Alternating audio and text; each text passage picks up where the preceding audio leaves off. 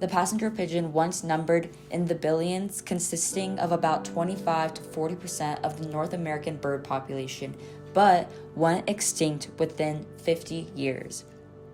This image depicts what a flock of passenger pigeons might have looked like in the late 1700s. Alexander Wilson, who is shown on the left, was considered the father of scientific ornithology in America and estimated that one flock consisted of about 2 billion birds.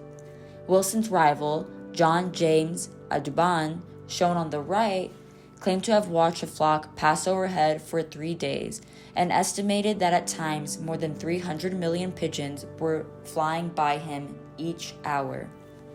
These numbers are so large, it's hard to really imagine the sight of that many birds.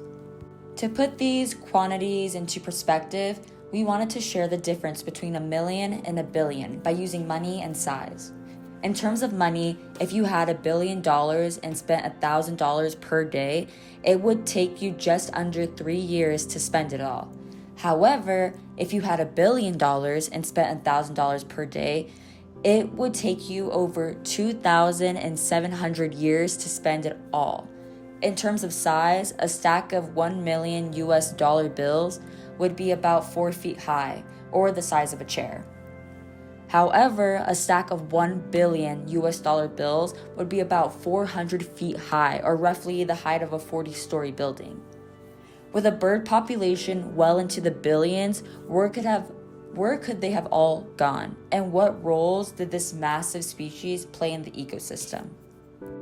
These pigeons travel so much it's how they got their name. The name was derived from the French word passager, meaning passing by, due to the migratory habits of the species. This map shows the passenger pigeon had occupied much of North America, with their range being east of the Rocky Mountains to the Atlantic coast, including the Great Plains, north of the Mississippi River, and southern Canada. The main nesting area for these pigeons was in the region of the Great Lakes and east to New York, which can be seen in the area of the map with the darkest red shading. Although the pigeons go around the continent, their preferred habitat was in eastern deciduous forests.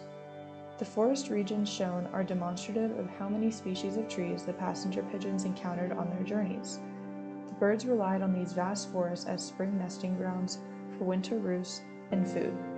As people began settling in these forested areas, deforestation began as a means to clear forests for farmland, which eliminated large portions of the passenger pigeons' habitat and caused them to shift their nesting and roosting sites to the available forests. Deforestation additionally resulted in the pigeons' food source being decreased, which forced them to utilize the green fields of farmers, soon enough leading them to become an irritating pest. The passenger pigeon was considered a keystone species because they fulfilled multiple roles for the forested ecosystems in which they traveled, like contributing to the seed dispersal of big-seeded trees such as beech, hickory, oaks, and American chestnuts. A keystone species is of importance because other species within an ecosystem largely depend on it. If a keystone species is removed, the ecosystem would change drastically. The large-scale transport of nutrients from migrating and nesting flocks impacted understory plant communities, which altered fire regimes in these vast forested areas by providing large masses of wooded debris, which are a good fuel source for wildfires, which are necessary for forest regeneration. This schematic demonstrates how important this species was to its ecosystem, as it promoted biodiversity and ecosystem productivity, in addition to altering forest composition and faunal landscapes. For example, their preference for red oak seeds allowed for white oak trees to thrive, since they were left alone by the birds to grow and prosper. The massive flocks of pigeons stimulated forest cycle regeneration via widespread asynchronous disturbances, which made eastern forests very productive and diverse.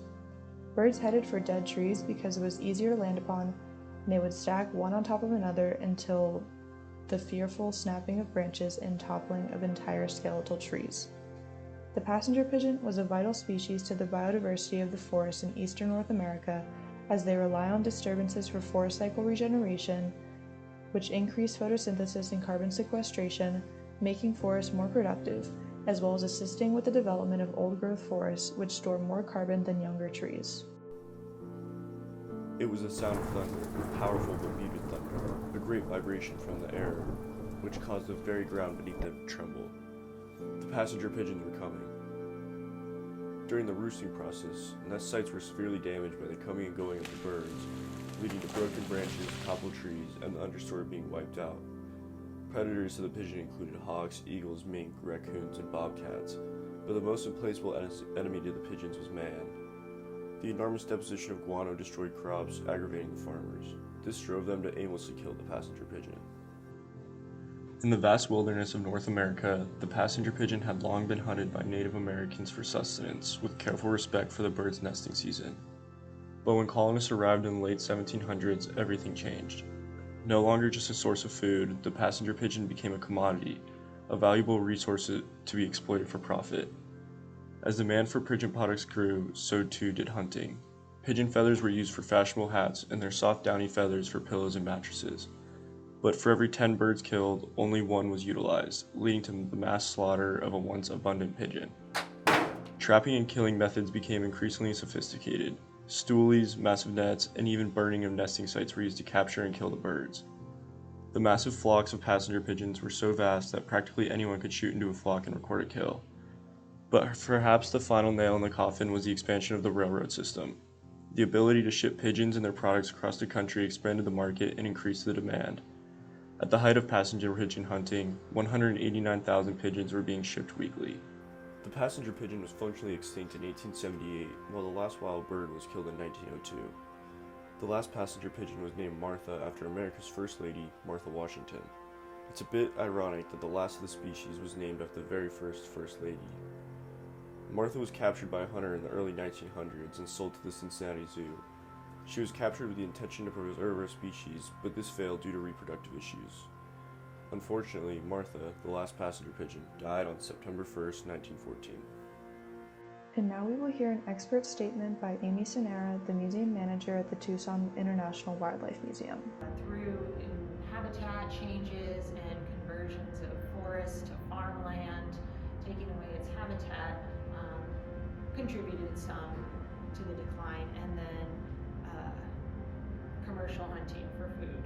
So it was known to, 50,000 birds in a day could have been killed at a time. Or when you have a huge net and you can net birds hundreds at a time, you're using methods such as smoking them from under trees with sulfur and, causing them to fall out of the trees in the nests and collecting. That's just not natural predator behavior. So it definitely could be considered one, because think, what other animal could you think of in the billions, not very many, that went extinct and due to human causes. The Great Passenger Pigeon Comeback started in 2012 with the goal of hatching the first generation of passenger pigeons by 2025 and begin trial release into the wild between 2030 and 2040 to eventually reach a self-sustaining population growth of 10,000 birds. The idea behind the restoration of the pigeon is that it will make forests more productive and diverse by stimulating cycles of regeneration. There are 3 phases of this project: genome research, genome engineering, and restoration. In 2017, Ben Novak began experiments to genetically engineer pigeons, and that process is demonstrated in this diagram. As of 2019, genetic research has been done to create an efficient living pigeon model that carries the Cas9 gene in its reproductive cells, which is the DNA cutting part of the CRISPR gene editing system. However, there are no recent updates about the project, so it is unclear if the passenger pigeon will be revived by 2025, which is in 2 years. With these efforts to revive the passenger pigeon species, are humans absolved from their role in the eradication of this once bountiful species? Will it set a precedent that the eradication of other species is fine because at some point in time we will be able to bring them back in some capacity? These are questions to consider when thinking about the revival of extinct species. The eradication of the passenger pigeon serves as an example of unintended consequences, ignoring warning signs, and human impacts on the environment. When looking at climate change, it is just as easy for people today to ignore emerging environmental system changes as it was for people in the late 19th century to ignore the implications of their actions when killing the passenger pigeons. The genetic engineering of the passenger pigeon is representative of much of society's approach to global warming and geoengineering. Solutions such as spraying sulfate aerosols into the atmosphere to reflect sunlight away from the earth, brightening clouds over the ocean fertilization, and carbon capture systems demonstrate how humans often look at fixing problems after it's too late rather than preventing them in the first place. Just as we did in the case of the passenger pigeon, sadly, rather than face our mistakes and make changes, we geoengineer our way out by placing a band-aid over the problem. The big question is it too late for the passenger pigeon to be revived, and would it do more harm than good?